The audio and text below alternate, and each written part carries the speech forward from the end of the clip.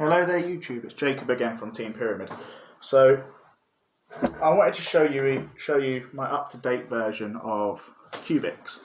So I put this video on, I put a deck profile on a few weeks back of what my old deck profile of Cubics looked like. But obviously with the lockdown and the pandemic that's gone on, we've had a lot of time to tweak it, work with it, and this is the deck that I'll be running when I first start back at locals or tournaments or anything like that. I do like the deck, it's fun. From what I've been testing, I'll post a few videos of the testing as well. I've been testing it for months and I think I've got the build almost spot on. So let's get into this. So we run the Boss Monster, Cubic Novalord. So the reason why we run Crimson Novalord, it's obvious he's the big boss guy of the deck. You reveal 3 cubic cards from your hand with different names, and special summon him. He's unaffected by monsters' effects that are 3,000 attack or less. He's a 3,000 body, and he can attack twice per turn, and at the end of the turn, deal damage. 3,000 damage. So the 3,000 damage at the end of your turn, that's mandatory, and that can only be used once per turn. So if you have multiples of these in your hands and multiple, say 2 other cubic cards, you can special summon multiples of these each turn, and they can both attack multiples per turn. But at the end of your turn, you can only go ahead and deal 3,000 damage with one of them. So if you had 3 on the field, it'd only do it for 1. So you can't deal 9,000 damage at the end of the turn, but you can deal 3. Then we run 3 of the... I think this is the rotor of the deck. The reason why is because... So we run 3 Dozer. The reason why I call this the rotor of the deck is because you go ahead, normal summon it, and you pitch a cubic card from your deck, from your deck to the grave. Any cubic card. 9 times out of 10, you're going for Karma. So it also has another effect as well, where if a monster is sent to the grave or a card is sent to the grave, you can go ahead and it gains attack, activates effect, and it gains attack, 200 attack for each. But that don't really come up very often. You're mostly using him to go ahead and get Karma to the grave. Really, really good. Then 3 of the little dude itself. V-Jam. V-Jam, I do have an awesome combo with this. Like I said, I'll show you in the test videos.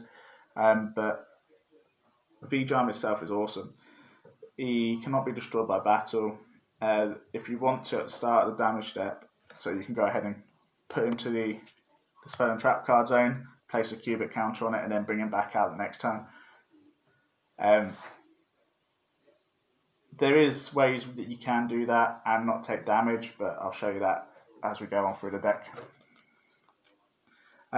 Obviously, cubics are known for going second.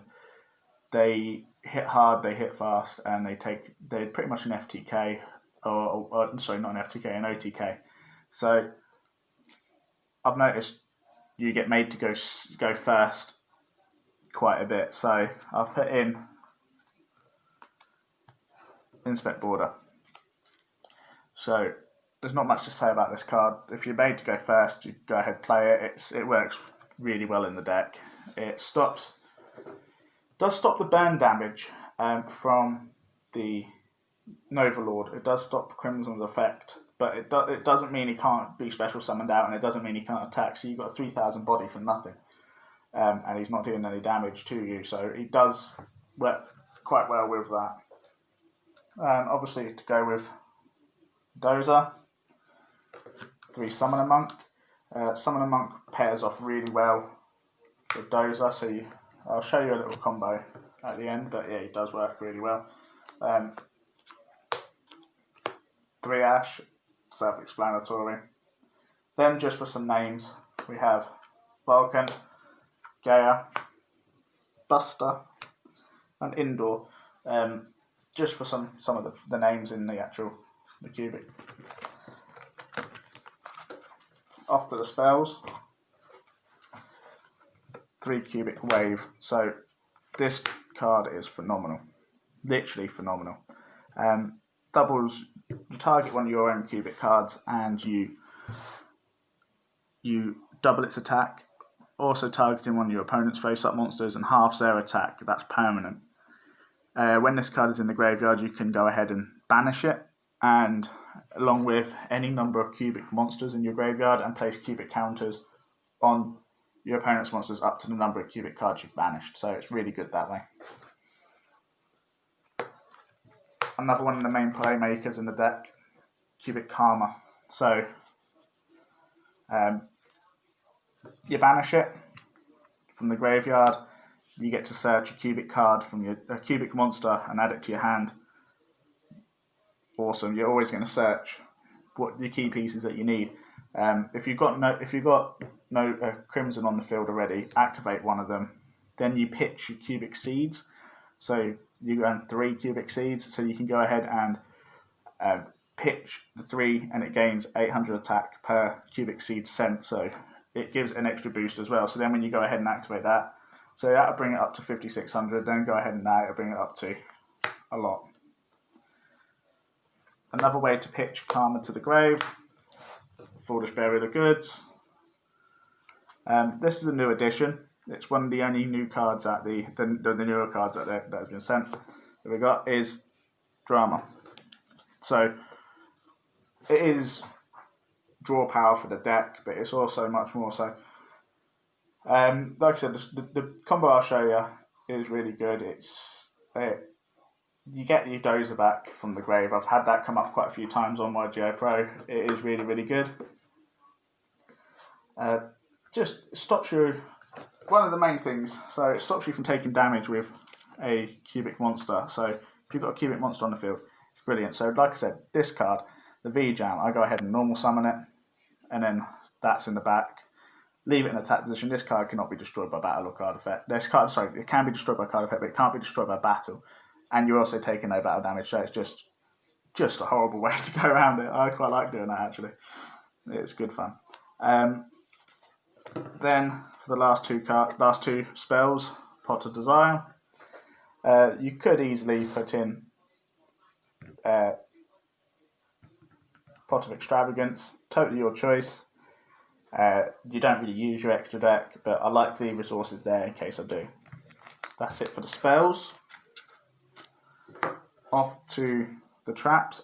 I don't run many traps, but I do run 3 Mistake. Mistake, I think, is a really good card. It goes ahead and stops you from adding cards from your deck, you and your opponent from adding cards from your deck to your hand, except by drawing them. It shuts down more decks than you realise, which I think is really good. And that whole combo came about with, there was a combo for going first with, I was playing Shaddoll at the time, playing pure Shaddoll, and my friend Tom Hockaday turned around and said, why don't you try running Mistake with 3 Inspect Border? And I put it in there and I liked it, so I'll put it in this deck as well, and it works really well going first. So you stops your effects and stops them from adding cards to their deck in the hand. It just works really well.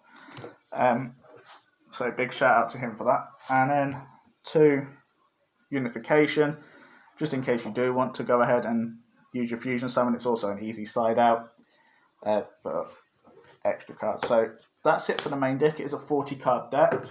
Off to the extra deck. Like I said, don't really use an extra deck, but there is one there. So we have our Crimson Nova Trinity. Then most of them are just Cherries targets. We have our Construct, our Winder. You can get rank 4 plays off of this out of this deck. So I have Castell. I have number 101. Tornado Dragon's the one I mostly go into to pop their back row a lot, or Abyss Dweller. Then just more Cherries targets. Dante, Kali Yuga, Galatea, Hextia, Phoenix, Bolo Dragon. I've noticed that coming up quite a bit more now actually in games. Let me know in the comments below if you know why people have decided to start playing this card again. It sort of dropped out for a while, but I've noticed a resurgence of it, and that's the reason why I've put it in here just as a target. It's weird. I don't know why it's started popping back up. Bulbasaur Dragon, he's obvious. Topological Bomber Dragon, just to clear the field. But that's it for the actual deck itself. Obviously, everyone's side deck is down to personal preference, but I do have a side, so I run 3 Winter Cherries. The cherries, you've seen the reason why I have multiple cards in my extra deck just to hit with it. Shared Ride, just draw power. 1 Raigeki. 1 Pot of Avarice. Lets you recycle your cubic cards as you go through them. 1 Imperial Order, stops spells. It does hinder me quite a bit, but when you're going up against other decks, it hurts them a lot more. Like heroes, it will just shut down heroes quite a bit. I know in my local meta, there's quite a few hero players. It's like there's does stop them. I've played that online quite a bit, and it stopped them as well. I've put these in Royal Decree since Altergeist is back at full power, with nothing pretty much stopping it. So, like I said, we don't really run many traps in our deck. So I throw them in. It stops Altergeist dead. Subterra dead. Then again, Anti-Spell Fragrance, along with the Imperial Order, shuts down. Shaddoll shuts down heroes. Just does the trick. But like I said, everyone's side deck is down to personal preference, and let me know in the comments below what you guys would run in your side decks. Just be good to hear. But that's it for the actual deck itself. I hope you like it. I have had a lot of work gone into it to make it. I've tested it a lot, and I'll put up a video in the next couple of days showing the actual test videos and test hands, just showing exactly what the deck can do. But yeah, let me know in the comments below what you thought. If you liked the video, please hit the thumbs up button and subscribe. I'll catch you guys in the next one.